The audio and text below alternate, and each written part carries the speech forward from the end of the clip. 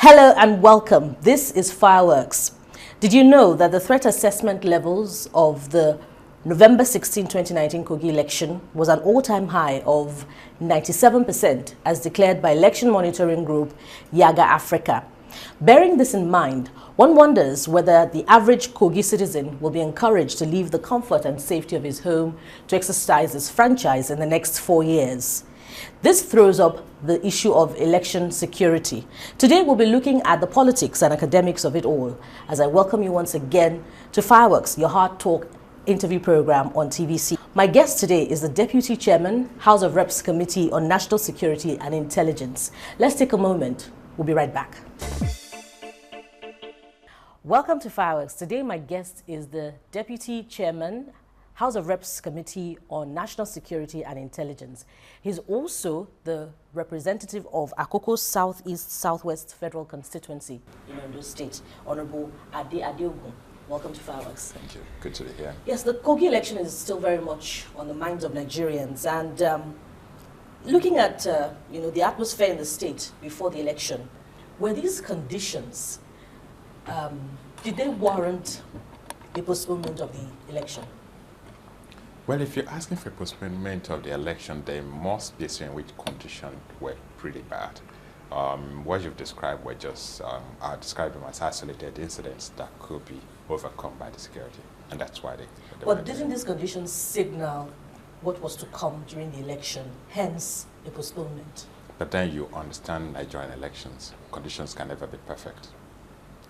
But the INEC Electoral Act, the Electoral Act, Section 26, subsection 1, particularly states that where a date has been appointed for holding of an election, and there is reason to believe that a serious breach is likely to occur if the election is proceeded with on that date, or it is impossible to conduct the election as a result of natural disasters or other emergencies, the Commission may postpone the election. Good. So now the description to postpone is with INEC. And then for INEC to take the decision, they will consult with the heads of the security agencies who will now say, we cannot guarantee security. I don't think that was the case in Kogi. I'm sure that the Inspector General of Police was there, the Director General of the Estate Services, and all the other agencies must have assured that they will be able to at least maintain some measure of security. So were they able to maintain security during the election?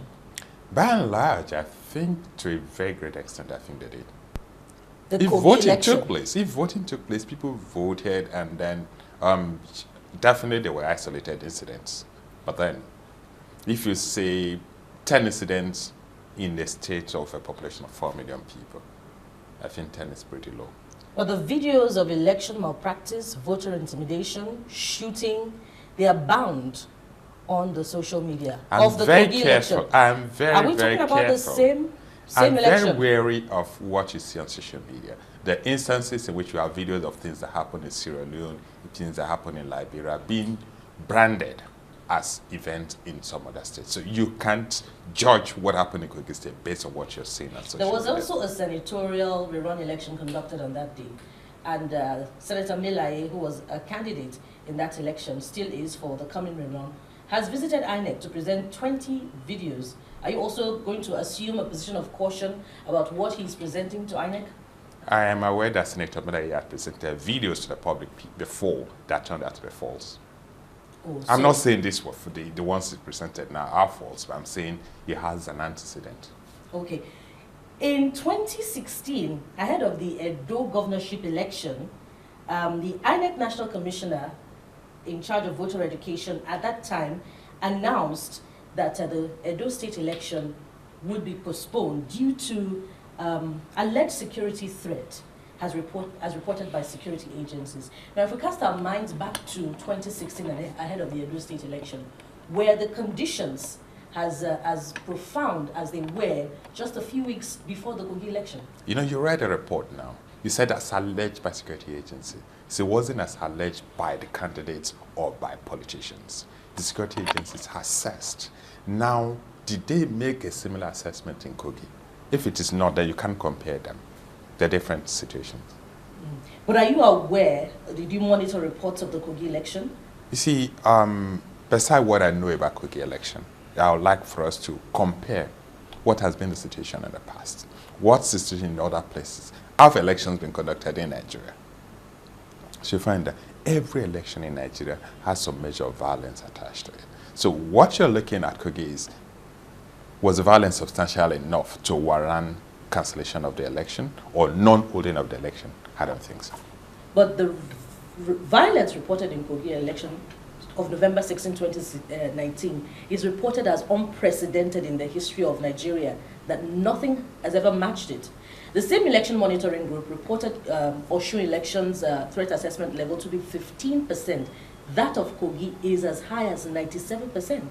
The same group that made this assessment, were they in River State in 2015? Did they visit River State in 2019? Were they in River State in 2003? If they had reports of it, I'm using River State as an example, and I'm sure there are other states where you've had instances. If someone is saying this is the worst that's ever happened, I think it's uncharitable to make such assessment. Maybe we should also look at the immediate reaction following the announcement of the victory of the APC candidate in that election. The president described the victory as a race well run and a victory well won. He asked those who are not happy with the outcome of the polls in the two states to go to court to seek redress. What are your thoughts about this comment?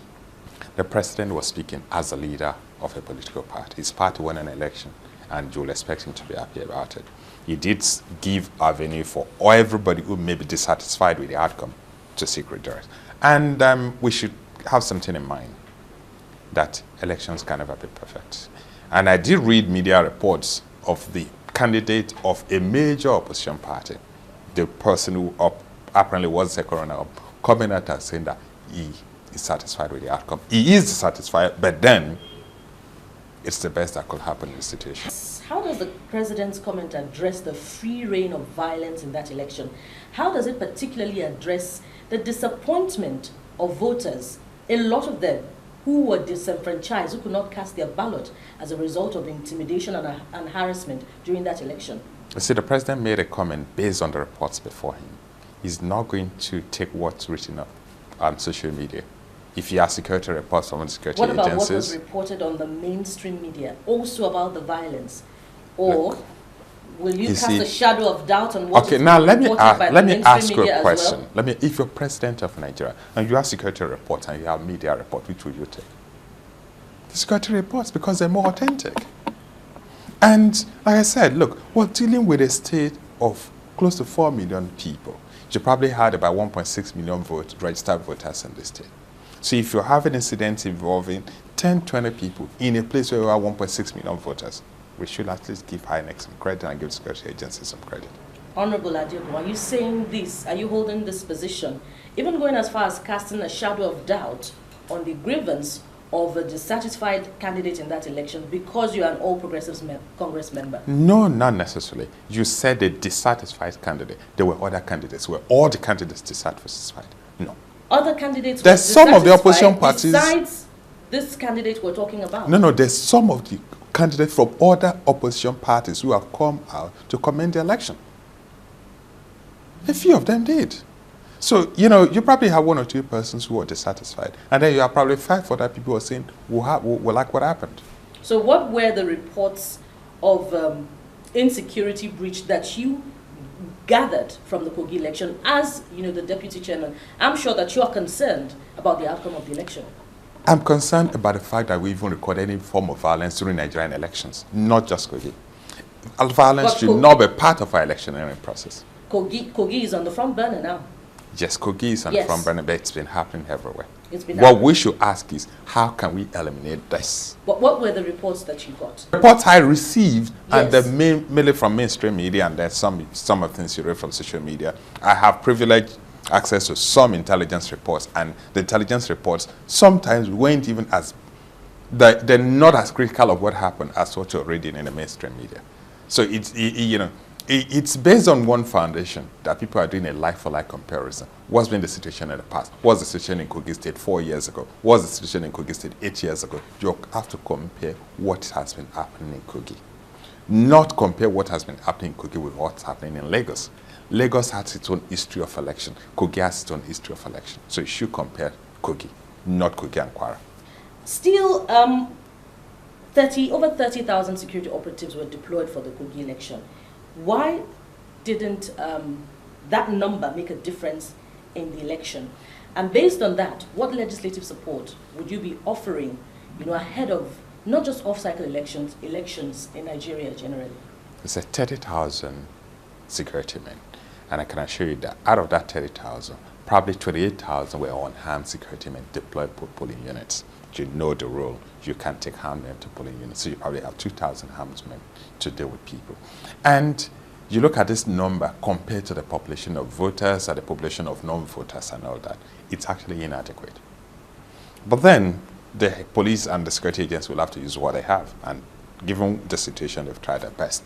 But going forward, we should look at security not in terms of what happened on the day of an election. It should be the build-up to the election. Did we sufficiently educate the voters, members of the public, the politicians, to understand they can actually run an election without any need for armed men, any need for thugs, any need for any kind of, abnormal situations? We need to get an election to become like an everyday thing. Like you having student union election, like you having a union election within the Nigerian Union of Road Transport Workers, Nigerian Union of Journalists and all that. Let it be normal.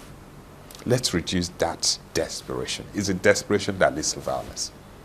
So will you be advocating, a tweaking of the electoral laws such that you can eliminate desperation?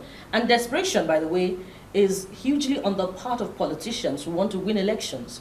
They are the ones who deploy political thugs, to go after their opponents in the election. So what form of legislation will address that? First, desperation is on the part of the people and the politicians. I am of this opinion that part of the problem we're facing is this. Poverty, hunger, force people to look at politics as the only means of survival. And there are a lot of people going into politics, no previous job experience, no previous work experience, no alternative. So it's more like, if I don't win this election, it's all over. So they become desperate. Now, my position has been, there are certain elective offices in it. The politicians are desperate, the supporters are desperate. Sometimes supporters are more desperate than the politician because they see the candidate as their bread and butter. You see, sometimes the politician may not be desperate, but the supporters are more desperate than the politician. Yeah, my position is this. Let's look at this. What's bringing us to this? Why are people desperate? Why is it that you can have an election in the United Kingdom and you don't have desperate supporters? You don't have desperate politicians. Two issues. First, for those who hold executive positions, the power of discretion to distribute economic resources. Take it away from them. For those who are desperate to follow, find economic sustainability for them. If people have other means of livelihood, they will not be desperate. I mean, I've lived in the Niger Delta, and I always say that when there's an election, you don't see people who work in oil companies getting involved because they're satisfied with what they're earning, they're satisfied with their jobs. It is those who have nothing, those who have become hopeless because they have no jobs, they have no skills, they have little education, they have no hope, who now look at politics and politicians as the only hope and the only way of economic sustenance.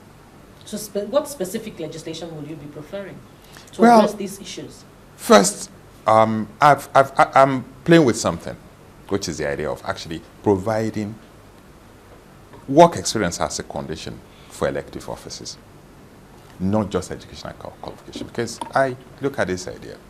If you're going to work in your entity, before you got here, it took a while. There were requirements, there were experiences you had to gather over the years. And for you to become manager, you're required to have worked for, say, a number of years, have actually managed certain things. But then, to become a governor, you just need your secondary school certificate. No work experience, nothing. So people who don't have any experience don't know how to handle power. Get people with some measure of work experience, some life experiences, and give them power to handle it better. All right. Interesting views coming from this edition. My guest today is Honourable Ade Adeogun. We're looking at the just concluded Kogi election, particularly at the issue of election security. When we return, we'll look a bit more at security during elections, and then we'll proceed with more interesting topics. Stay with us. We'll be right back. Thank you for staying tuned to Fireworks. We've been looking at the quantum of violence that was perpetrated during the Kogi election. We're looking at how to address political thuggery, and my guest is Honourable Ade Adeogun, representing Akoko Southeast Southwest Federal Constituency in Ondo State. By the way, he's also the Deputy Chairman, House of Reps Committee on National Security and Intelligence. As we proceed, thank you for your time, sir.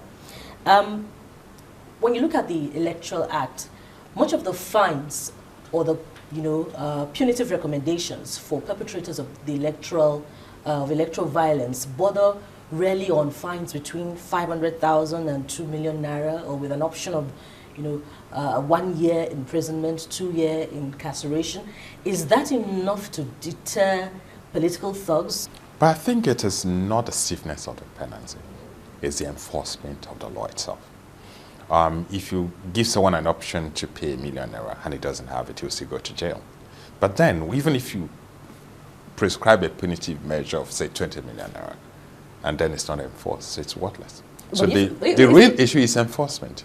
If it's a politician that sent that political thug, or thugs, as the case may be, to perpetrate the electoral violence, politicians are wealthier by far than 1 million naira. I think there's a dimension you haven't observed, and I need to throw light to that. You know that under the Nigerian Constitution, prosecution of crime lies with the state. Let's assume a state governor sent thugs to go perpetrate a crime, and then has that the person be prosecuted. He doesn't. All he needs to do is go to court and withdraw the case. That's it. So that's what we should address. The fact that where you look at it, you realize that violence is always associated with certain people. And the same people have the power to decide whether they're prosecuted or not prosecuted. Why is it that in most cases, prisoners get released shortly before elections? Just look at that deeply.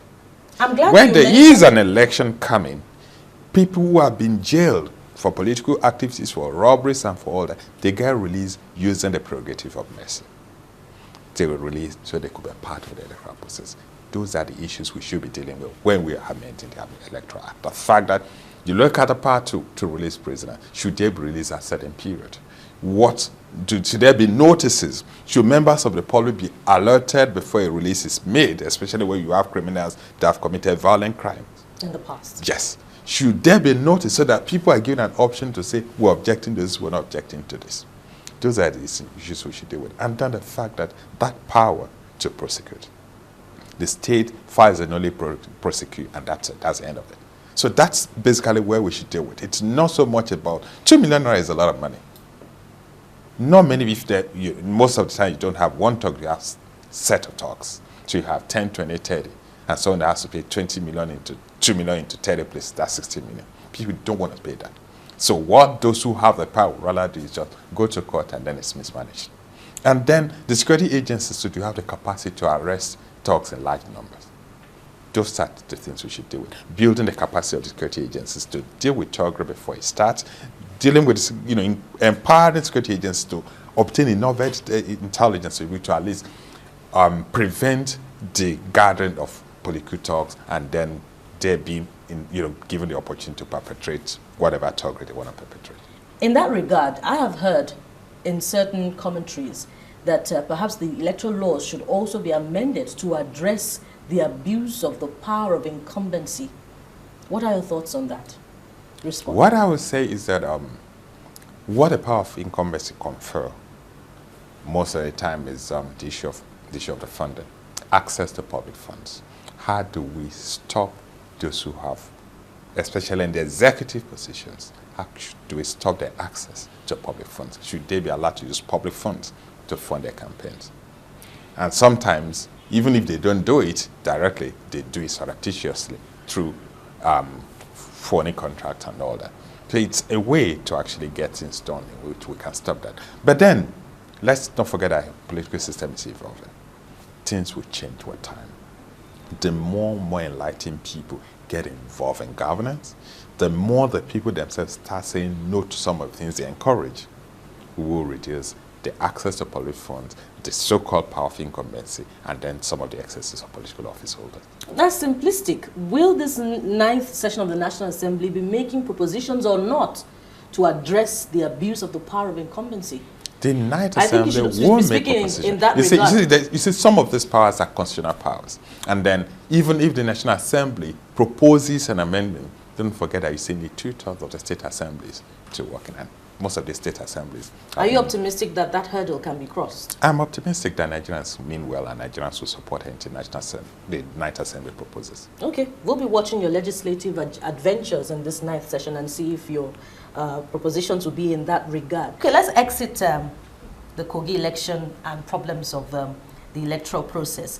You were talking about capacity earlier on, building the capacity of the security operatives to be able to deal with, arrests of the political thugs in multiples. Perhaps, maybe not, the feud at the leadership of the police service is responsible for the lack of focus of the Nigerian police force. This disagreement between the IG of police and the Director General of the Police Service Commission over recruitment. How concerned is the National Assembly about this, and how is it addressing, this disagreement over recruitment of constables? The National Assembly is ashamed of what is happening, and I'm aware that the leadership of the National Assembly, at least at the House level, is first the Committee on Police Affairs met with the two sides, and then the leadership of the House have proposed at some point to meet with the IG and the Chairman of Police Service Commission. We're trying to find a way in which both could come out and realize that they're both part of the same executive, they're part of the same agency. And in an era where you have insecurity, the two people who should be dealing with security should not be fighting about recruitment. The reality is the police is under-policed. They don't have enough men to get the job done. So we shouldn't be fighting over recruitment. And the reality is, if this is all about the people, about policing, about recruitment, we should sit down and ask ourselves, does it matter who recruits? What matters is that we actually get people, competent people into the Nigerian police to police the people. But the danger is if it doesn't matter who recruits, what happens to the Act of the Police Service Commission, which states that the commission shall be responsible for the appointment and promotion of persons to office other than the office of the Inspector General of Police in the Nigeria Police Force? You see, this case is in court. The Police Service Commission has gone to court, and until the court interprets that section of the Act, I wouldn't want to make comment. But then again, that's a delay on the resolution of this problem. Which is why I say it's a shame that they actually had to resort to that. That's why I say and this it is impacts not on the well-being of lives and property. And Nigeria, as it stands, has a ratio of 1 to 450 of police to the protected. What is happening between the two agencies is an embarrassment to the federal government. And I felt that at the level of the top level executive, there should be someone who can call the two people to sit down and say, solve your problem internally. The court process will take 2-3 years. So what happens? So is it that the police will not recruit people? The truth is, right now the police has a shortfall of almost 70,000 men. So for every year in the next 7 years, we should be recruiting at least 10,000 policemen. If you do not recruit this year, you'll have a further shortfall. If you don't recruit next year, another shortfall. So which means our desire to have improved security will be postponed every minute, every hour they spend in court. We hope that the intervention of the National Assembly and, of course, the case in court will lead to speedy resolution of the feud between the police and the Police Service Commission. Thank you very much for your time on the program. And that's our offering on the program today. We hope that elections will be better conducted in the near future, not just in Kogi State, but in other parts of Nigeria, particularly as the nation looks ahead of another off-cycle election in Edo State. On behalf of the crew, I am Bukola Samuel-Wemimo. Don't forget, you can watch a repeat broadcast of this edition on the times showing on your screen. We promise you another edition of the program, same time next week. Bye for now. Thank you very much, sir. You're welcome.